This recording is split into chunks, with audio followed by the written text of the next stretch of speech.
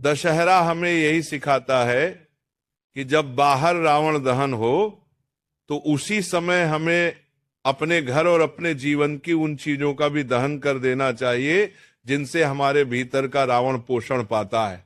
पहला, क्रोध का दहन। घर में सबसे बड़ा रावण है क्रोध। क्रोध आने पर इंसान समझ खो देता है, अपने ही प्रियजनों को आहत कर देता है। दशहरे के दिन संकल्प लो कि अब मैं क्रोध को रावण के साथ जला दूंगा। दूसरा, लोभ और लालच का विसर्जन। लोभ इंसान को कभी संतुष्ट नहीं रहने देता, जितना पाओ उतना और चाहो। दशहरे के दिन ये प्रतिज्ञा करो कि लोभ को अपने हृदय से निकाल दूंगा।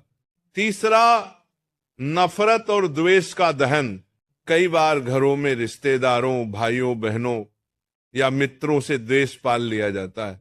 ये द्वेष ही जीवन को दुखी करता है। आज इस पर्व पर इस नफरत को भी रावण के साथ जला देना है। चौथा, अहंकार का दहन।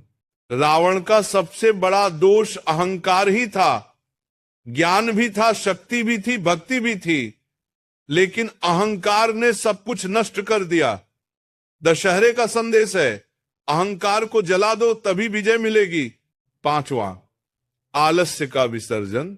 घर में पड़ा आलस ही जीवन को पीछे धकेलता है।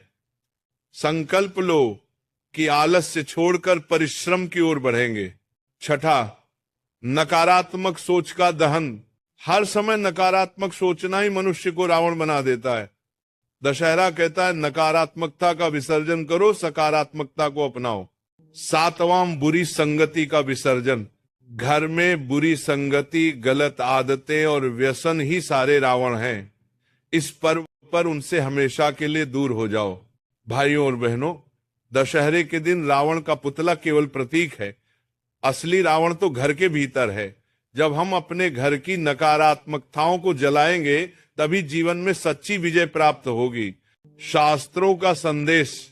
रामायण में भगवान श्री राम ने रावण का वध केवल तीर से नहीं किया, बल्कि अपने धैर्य, अपनी भक्ति और अपनी धर्मनिष्ठा से किया।